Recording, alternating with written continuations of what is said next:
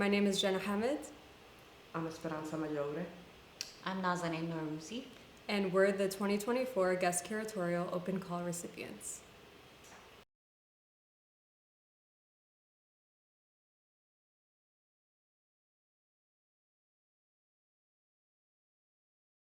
One of the first overlaps that I came across when curating this exhibition was the clouds. Esperanza, your photograph, and Nazanin, your handmade paper of the explosion.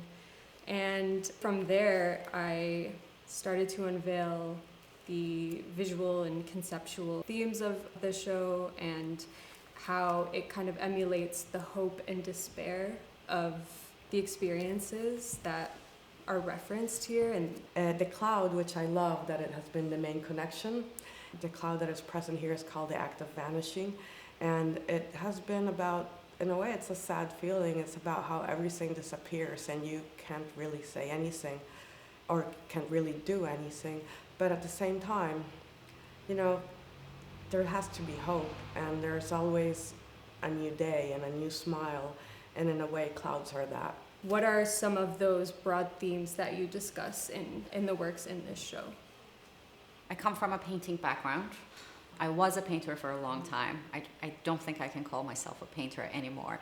But my work has always been kind of based on a photograph, something that either I took myself, I used to take pictures before, or more recently I found. And reproducing a photograph was never really enough for me. I always felt like I have to do something to it. Maybe that's like, you know, the painterly kind of like idea in me. And in a way, printmaking and paper making was that kind of missing link that I needed to connect photo to a painterly feeling or painterly kind of work. For example, for the films that I make, that I call them handmade cinema, they are, in a way, they're still very primitive because I paint every frame. A big part of it is based on Super 8 films that my dad took 30, 40 years ago, back in the 70s, early 80s.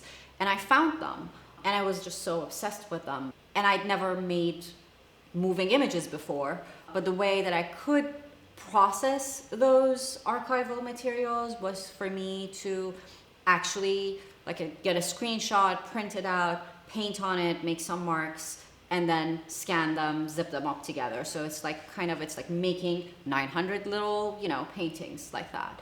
And with the handmade paperworks, kind of same. There are print process, there are like silk screen with pulp paints, with paper pulp, that you really have to have your hands involved. Like you touch the materials, you have to push things. There's a level of tactility that is really interesting to me, especially since a lot of these things are found materials.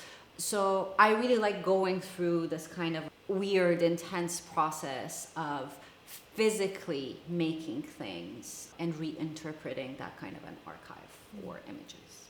There's many indigenous communities in Venezuela, and one of the things that it's amazing is their craftsmanship.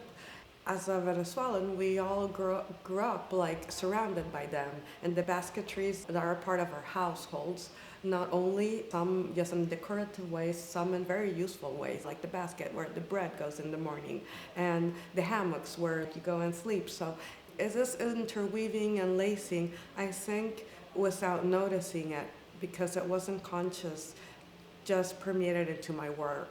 So the basketry that I have here is basically the Jequana. They're called guapas, and if you go to almost any Venezuelan house, there's going to be one. So obviously I have a very geometric influence in my work.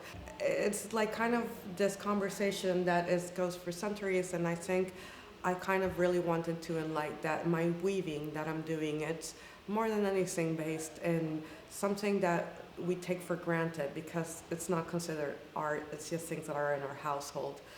Where I come from Venezuela, there's so much need for things that it feels like the moral obligation is to study economy or be a doctor or be a lawyer or be someone that in a more kind of less abstract way is useful for society. That I started studying economy. Art felt something that was like great, but it's not what I wanted to be in life, bourgeois objects for wealthy people. And I did not want that to be my life. And then I studied cabinet making because it was about doing useful things. There's a lot of things that are needed in Venezuela. Contradictory or like funny enough, when I moved to the United States, something changed in me because this is a society that has so much. Kind of the idea of becoming a designer, becoming a cabinet maker, what I was doing felt insufficient.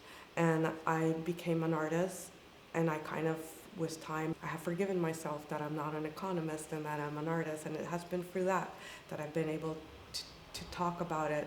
It's really interesting that you bring up your background because I see it in your work, the use of like found materials that are usually like in everyday life for functionality and for everyday mundane purposes, and you use them to talk about the economic disparities in Venezuela and the issues around that. As an Iranian woman artist, my work has been viewed in a certain perspective. That it could be like, you know, are you the cultural ambassador? Or like, what can you tell us about this lived experience? Whereas, for example, for this Bitter Earth, I feel like looking at Beirut, Kabul, Tehran, and all of these places all together, hopefully, shines a light on something that is happening, like the spirit of the region that I like to like, but of course it can be anything. And these are kind of like more global issues that I think everyone is dealing with, and just the fact that, you know, depending on like where you're from, what's your background, you might have a different perspective, but there are certain things that we all share, and I think it's this sense of like instability or defeat a lot of times. And maybe that's naive, but I still think that art can do something about it, at least question it. This exhibition, I feel like, is a reflection of my own artistic practice and how I'm so rooted in materiality and handmade processes. I love the kind of like underlying themes of visual repetition with the weaving textures, but also like process-oriented repetition with your processes, with paper making, with the handmade cinema, the process of making an image and then adding to the image. This exhibition is also premised on intervening in the archive. So like as artists, we have our own archives, but I see the work that you all do as kind of like asserting your voice in historical documentation, which is a really powerful way of writing your perspective in history. I think that's why my practice as an artist is rooted in books, because they travel through time. The publication was just another kind of like organic component of the show. It was made with the two artists as well as with the guidance of Letra Muerta, a design studio based in Brooklyn. I wanted the publication to echo some of the visual themes and the conceptual themes of the show. I had the idea of making it unbound and be an envelope with contents, contributions from the artists themselves, so that people can have material evidence of the exhibition.